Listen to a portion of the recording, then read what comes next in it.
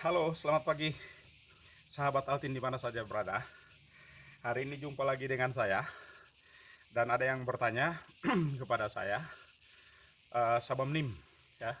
Kira-kira kalau kita memberikan latihan dan memberikan jalan bebek, ya, jalan bebek kepada atlet-atlet kita di taekwondo atau di cabang-cabang olahraga lain, kira-kira baik atau tidak, ya.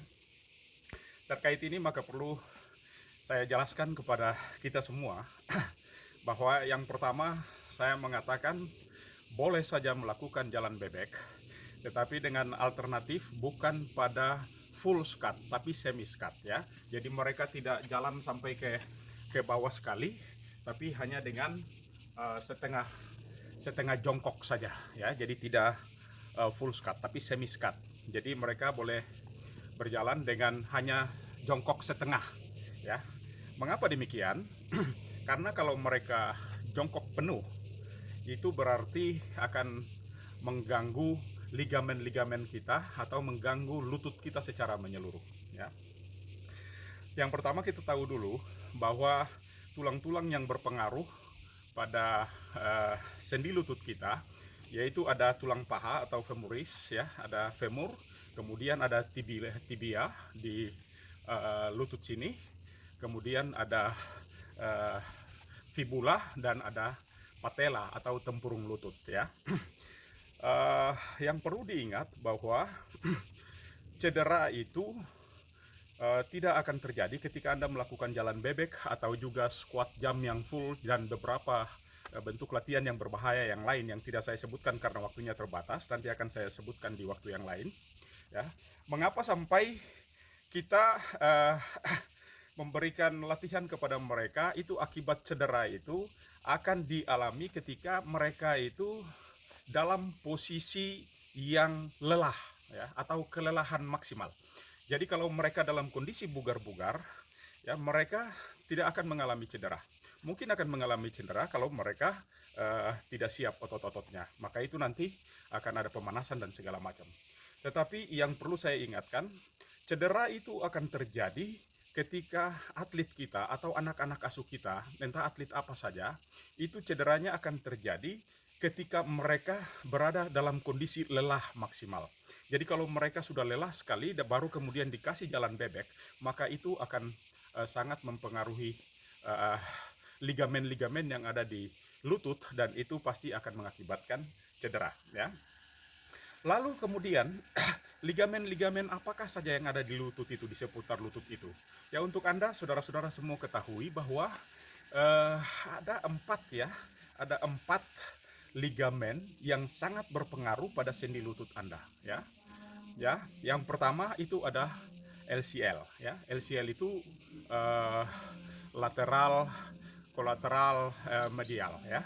LCL itu berada di samping samping luar, ya, samping luar dari lutut kita. Kemudian di bagian dalam itu ada MCL, ya, atau medial kolateral ligamen, ya.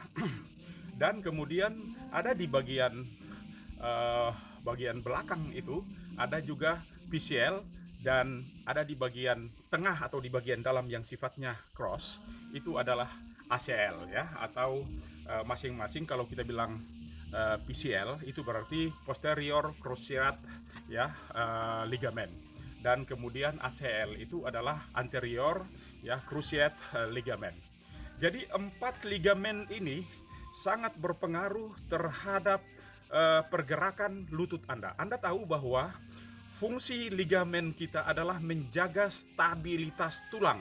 Jadi kalau dua tulang pada satu sendi, ya, mereka posisinya seperti ini. Katakanlah ini tulang femur dan di sini ada tulang fibula, tibia dan ada patella di depannya atau tempurung lutut, ya. Itu mereka diikat oleh empat ligamen tadi. Satu di sebelah sisi luar yang LCL, satu di sisi dalam yang MCL, satu di agak ke belakangnya yang di bagian dalam tapi agak ke belakangnya yaitu untuk PCL, dan di bagian di dalam yang cross sifatnya itu adalah ACL. Ini empat ligamen ini sangat berpengaruh terhadap aktivitas anak-anak Anda ketika berada dalam keadaan lelah. Jadi sahabat sekalian, terutama para para pelatih cabang-cabang olahraga yang masih senang menggunakan jalan bebek atau squat jump atau bentuk-bentuk latihan berbahaya lainnya, akan saya uraikan pada kesempatan lain untuk berhati-hati ya. Kalau terpaksa Anda mau memberikan atau tetap memberikan eh, jalan bebek, maka berilah mereka jongkok tapi setengah saja. Jangan sampai over ke bawah karena lutut Anda akan bermasalah ya, dan liga itu sangat dipengaruhi oleh ligamen-ligamen yang mengikat Anda ya. Saya kira untuk kesempatan ini saya cukupkan ya, dan nanti akan kita bertemu pada kesempatan yang lain ya. Yang jelas bahwa eh, kalau lutut kita sudah bermasalah, maka kita akan sulit sekali mengobati. Oh iya, saya lupa ya. Ada mungkin mengapa sampai bisa terjadi cedera di samping gerakan-gerakan yang berbahaya tadi. Ya mungkin pertama juga Anda butuh pemanasan yang bagus. Kalau Anda pemanasan tidak bagus, maka tentu akan mengganggu ligamen-ligamen Anda. Anda pemanasan terutama pada sendi-sendi otot ya, ligamen yang mengikat sehingga atlet Anda bisa siap. Yang kedua, Anda jangan berlatih secara tiba-tiba ya. Anda jangan berlatih secara tiba-tiba. Artinya waktu selesai pemanasan langsung Anda memulai dengan aktivitas yang intensitasnya tinggi sekali atau bentuk-bentuk gerakan latihan speed atau mengangkat beban yang teramat berat, sehingga itu akan mengakibatkan cedera. Jadi seharusnya dia bertahap. Maka secara menyeluruh Anda harus memulai dari warming up, calisthenics, formal activity, calisthenics, cooling down. Atau kalau Anda balik dari belakang, maka cooling down, calisthenics, formal activity, calisthenics, dan warming up. Itu urut-urutan latihan supaya jangan sampai atlet-atlet kita mengalami cedera ya. Yang kedua juga akibat kelelahan tadi. Kalau mereka berada dalam keadaan yang lelah maksimal atau lelah penuh atau sangat lelah dan fisik mereka tidak kuat, maka mereka akan mengalami cedera ya. Itu kemudian bisa juga karena akibat benturan-benturan yang lain ya, mungkin secara tidak sengaja atau pergerakan-pergerakan kita yang instabilitas sehingga bisa mengakibatkan atlet kita cedera. Saya kira itu yang untuk bisa saya sampaikan pada kesempatan ini untuk kita semua, terutama para pelatih yang melatih anak-anak kita, dan juga yang lebih penting adalah atlet-atlet kita atau anak-anak kita yang masih kecil-kecil atau yang baru menanjak usianya pada usia puber ya. Itu mereka harus dijaga ya. Jadi mulai masa anak kecil, anak besar sampai masa puber, itu masa pertumbuhan yang maksimal, mereka harus dijaga ya, supaya jangan sampai ada cedera yang kemudian menghantui mereka dan mereka menjadi traumatik, mereka tidak akan mau berolahraga lagi.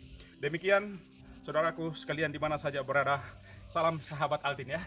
Ya.